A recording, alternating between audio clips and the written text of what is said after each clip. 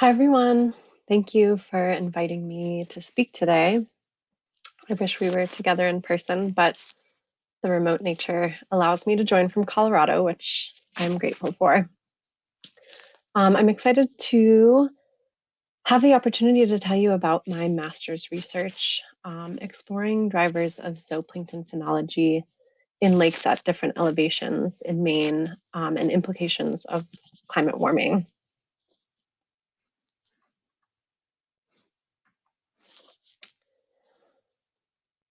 To set the stage, we are all quite familiar with the body of research illustrating that the Northeast is changing in response to climate change. Researchers predict that northeastern ecosystems will experience the highest rate of change, with temperatures trending warmer and extreme weather events becoming more frequent and severe. One of the consequences of warming are shifts in the timing of seasonal events. And these have already been observed in the Northeast and in lakes in particular. For instance, the open water season is lengthening. Ice off is occurring earlier, ice on occurring later. Onset of thermal stratification is occurring earlier in some cases, and even growing longer and stronger. Phenology is the timing of ecologically significant and seasonally reoccurring biological events, such as when fish spawn or when plants first flower. The term is being used more frequently now for physical events like ice out, but for the purposes of this study, I will use it to refer to biological events. Phenology of lake biota is tightly linked to seasonal, physical, and geochemical events in lakes. And as I illustrated on the previous slides, many of these are shifting. Furthermore, the phenology of specific species or functional groups of organisms are also intertwined and reliant on the timing of other species within the food web. Warming has resulted in shifts in phenology in aquatic systems. We've seen some of these. And since the phenological responses to ecosystem change are species specific, depending on life history traits and this specific seasonal cues that drive those life history traits, desynchronization in lake ecological communities are also being observed. An example of this is a study by Windler and Schindler looking at large temperate lakes in Washington. And they found that diatom blooms increased in abundance and peaked earlier, as you can see in this plot, in response to increases in vernal temperature. However, grazing Daphnia species populations declined because their phenology didn't shift with warming trends, so they lost synchrony with the timing of their food source. A similar outcome was found in a study in the Northeast subarctic Pacific. Juvenile coho salmon that depend on large populations of zooplankton for their development have experienced population declines because of earlier peak abundances of copepod zooplankton in warmer years. We have an abundance of lakes in Maine, and they're very important resources for humans and wildlife. And they also serve as great study subjects for understanding change, since lakes integrate terrestrial, atmospheric, and aquatic processes. Also, shifts in seasonality have been detected in Maine lakes. For instance, ice out is happening earlier. I'm sure a lot of us have observed this with our own eyes. And we can see this in this plot of historical ice out dates compiled by the Lake Stewards of Maine.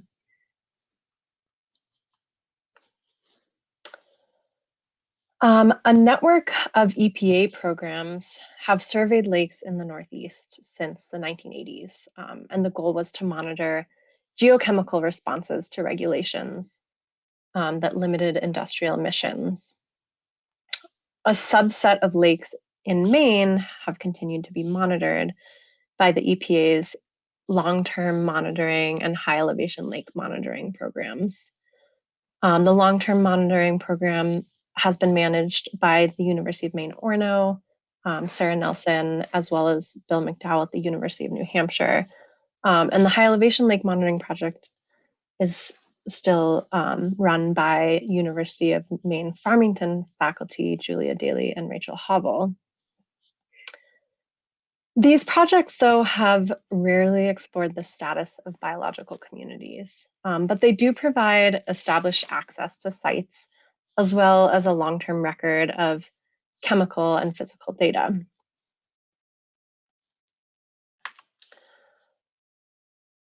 The varied geography of Maine, with coastlines, mountains, high latitudes, provides very different climate types within a somewhat short distance.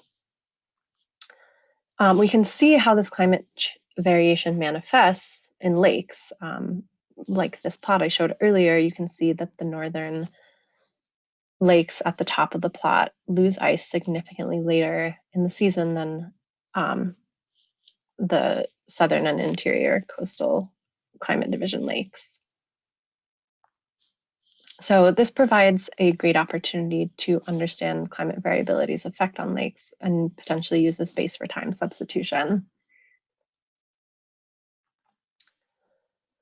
One more important piece of context that shaped this study is that research on the lake biotic thermal relationships has widely focused on summertime or annual average water temperatures. And we know that global surface waters are warming, but we also know that not all seasons or months are warming at the same rate. So understanding the heterogeneity among seasons will be key for understanding phenological implications of climate change. Additionally, when we're thinking about these different seasons, spring is a very active and important period for lake phenology, as it is in many ecosystems. The spring changes in physical and chemical parameters, increased light, increased heat, and biota respond to that. So we focus our study on the spring warming period in lakes that we define as beginning after ice out and ending once peak surface water temperatures are reached. So given this context, we selected 8 lakes from among EPA projects, 4 high elevation lakes that are over 600 meters from the Helm project, and these are all in the Northern Climate Division, and then 4 low elevation ponds. 3 of these are from the LTM project and are under 200 meters. And then we added Sargent Mountain Pond, which is at 330 meters. So all of these lakes are in the coastal and southern interior climate divisions. And Sargent Mountain Pond was added because, though it's not technically high elevation and it's also in the coastal climate division, it imitates a high elevation tarn. As far as morphology and vegetation, it's quite similar to the mountain ponds of the Helm project. And it also has been monitored by the National Park Service. So there's some long-term data there as well.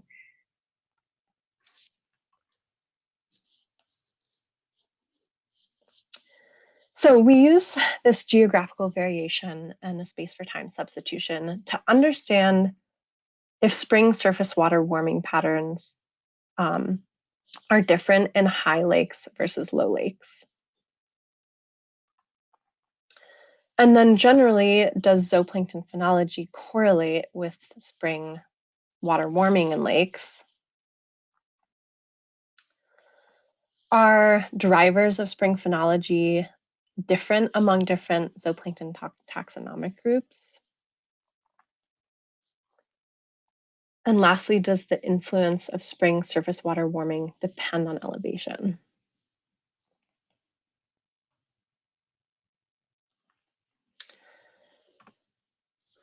We collected zooplankton community data and chlorophyll-a throughout 2019. So once under ice, 4 times over the course of spring warming, once midsummer, and once in the fall.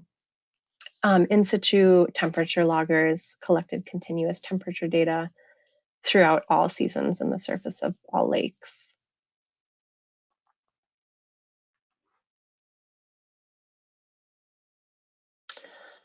Our results illustrate that spring warming looks quite different in high elevation lakes than in low elevation lakes. High lakes are distinguished by a later start to warming, but a short and quick warm up, while low lakes warm more gradually and over a longer period. The rate of warming was significantly different, as illustrated by the box plot between low lakes and high lakes.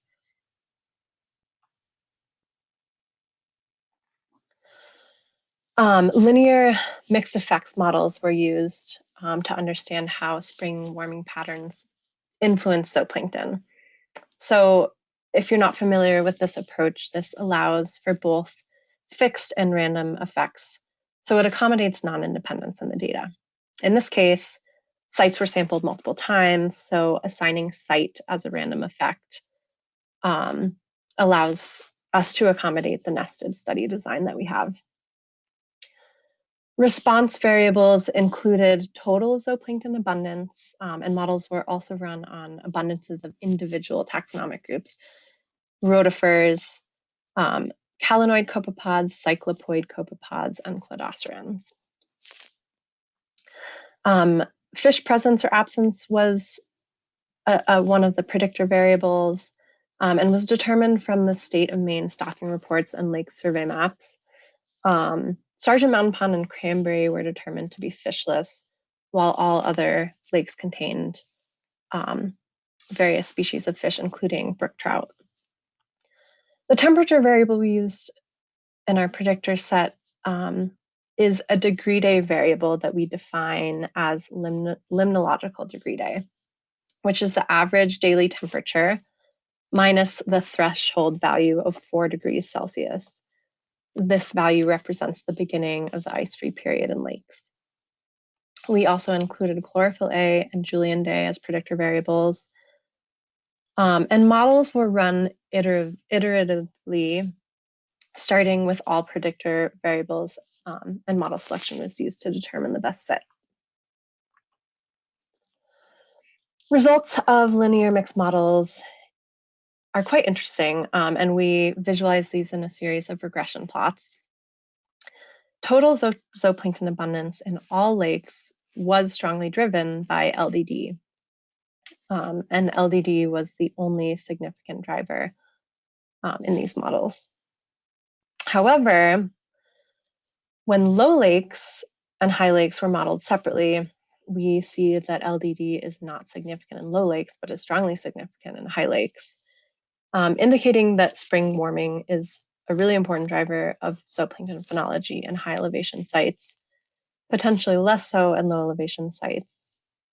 However, we do lose some degree freedom by breaking the groups apart.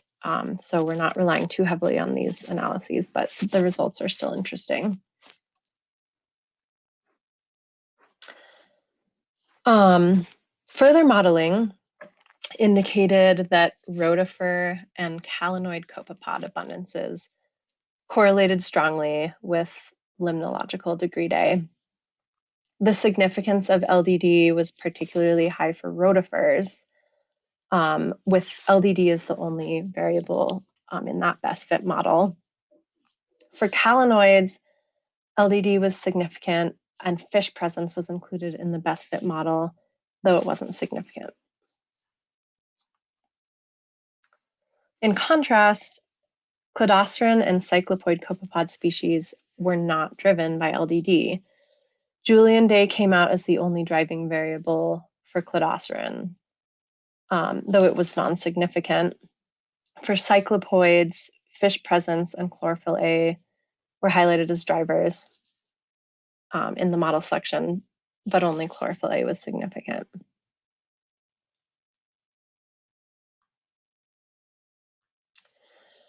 So our research provides novel insight into the relationship between elevation and season-specific thermal processes.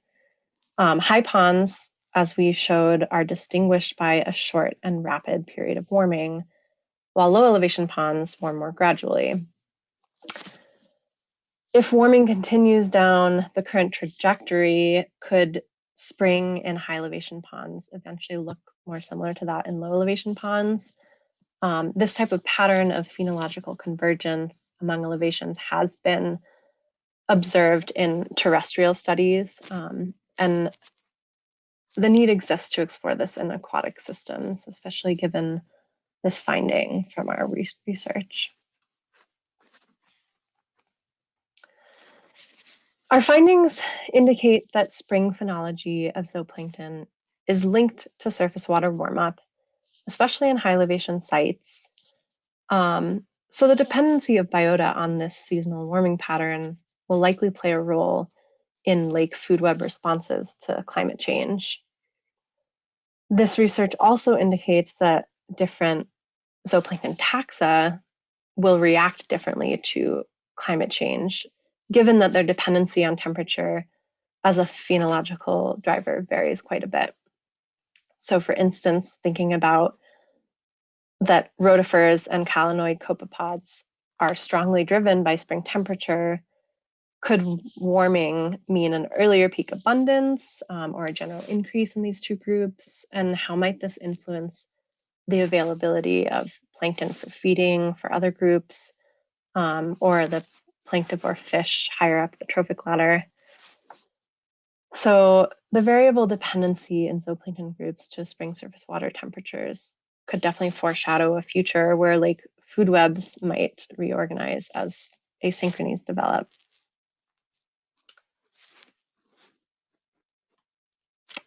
And with that, I'd like to thank first and foremost, my committee. They've been so supportive. All my field help, the Park Service for letting us access Sargent Mountain Pond, many others, and I can take questions.